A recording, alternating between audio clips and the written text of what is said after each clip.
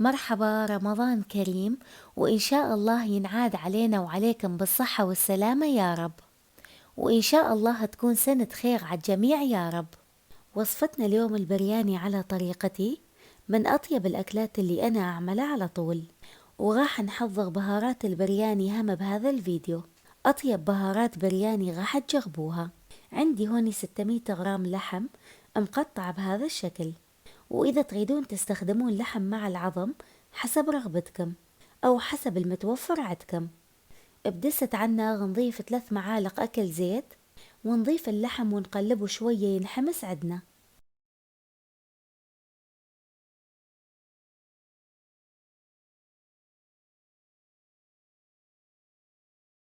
وبس ينقلي اللحم عدنا نضيف ماي وملح حسب الحاجة. نغطي الدست ونتركه على النار، وبس تتراكم فوغة اللحم نشيله، ونرجع نغطي الدست وننصي النار حتى يستوي اللحم عدنا، وهم ما ينشف ماي اللحم بسرعة. نضيف معلقتين أكل زيت بطاوة على النار.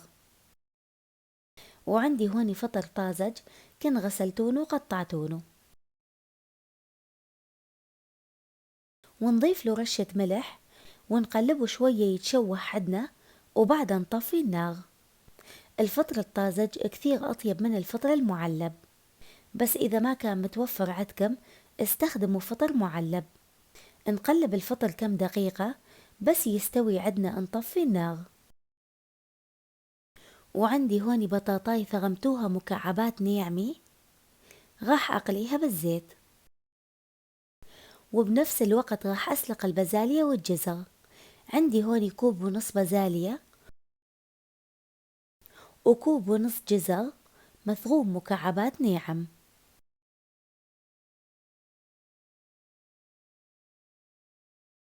خلي بس أقلب البطاطا لأن بدت تستوي عندي. نضيف لماي ومعلقة كوب ممسوحة ملح ومعلقة أكل شكر، ونسلقهم كم دقيقة على نار وسط. وهون استوت البطاطا عندي، راح أصفيها من الزيت وأطلعها. بالنسبة للشكر اللي ضفتونه حتى تبقى البازاليا عدنا محافظة على لونها الأخضر بعد ما تستوي. وعندي هوني نص كوب لوز هم راح أقلينه بالزيت، وبس ياخذ لون ذهبي عدنا نطلعه ونصفينه من الزيت. ونص كوب كشمش راح أقلينه بالزيت على الخفيف، ما نقلينه كثير بس يحمى عدنا نصفينه من الزيت. إذا شوية يتأخر عدنا بالزيت راح يبس الكشمش بعد ما يبغد عدنا.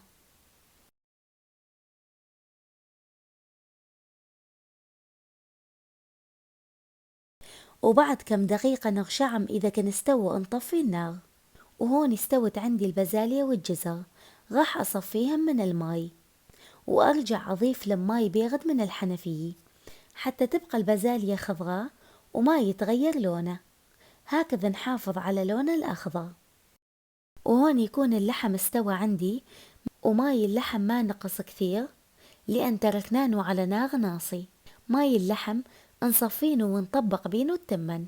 وهذه البهارات اللي راح نحتاجها، عندي هون 100 غرام كبابة، و35 غرام كزبرة، و40 غرام كمون، وحبتين من جوزة الطيب، و5 غرامات قرنفل، و5 غرامات هيل، و5 غرامات ورد جوري، و45 غرام من عود الدارسين، و5 غرامات زنجبيل. أنا اللي عندي مطحون، إذا تريدون تضيفونه صحيح وتطحنونه، و5 غرامات فلفل أسود. هذه المكونات اللي راح نحتاجها لخلطة البرياني. راح أفرغهم بكاسة وأخلطهم وبعدها أطحنهم.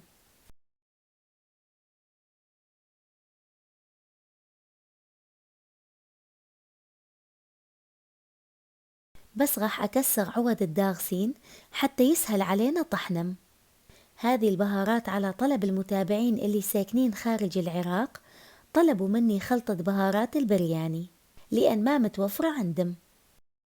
وإذا تريدون تستخدمون بهارات البرياني جاهزة حسب رغبتكم.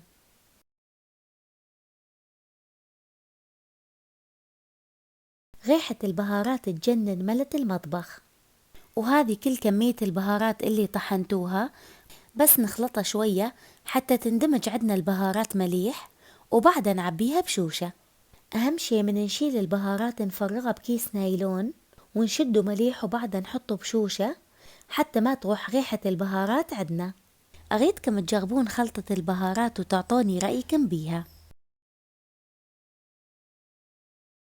بدست على النار نضيف زيت ونص كوب شعرية ونقلبها بالزيت شوية تاخذ لون،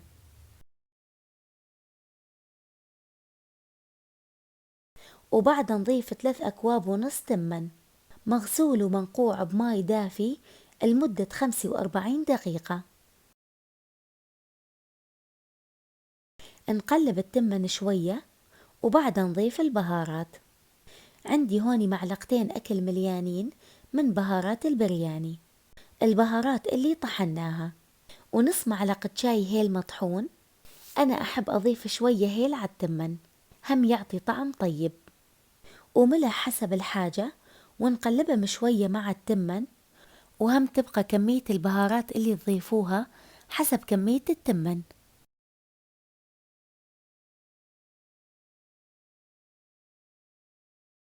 ونرجع نضيف ماي اللحم، بس نصفينه ونضيفه.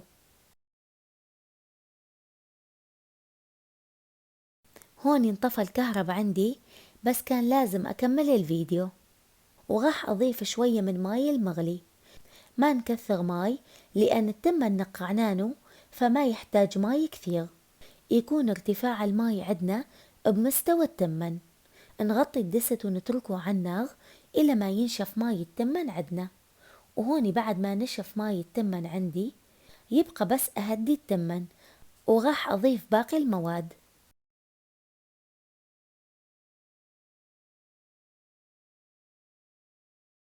وراح أضيف نص كمية اللوز والكشمش، والباقي أزين بينه بالأخير. نغطي الدست ونترك التمن يتهدى على نار ناصي، ومن يستوي آخر شي نقلبه. بصراحة الطعم ما ينوصف، ولا ريحة البهارات طلعت تجنن.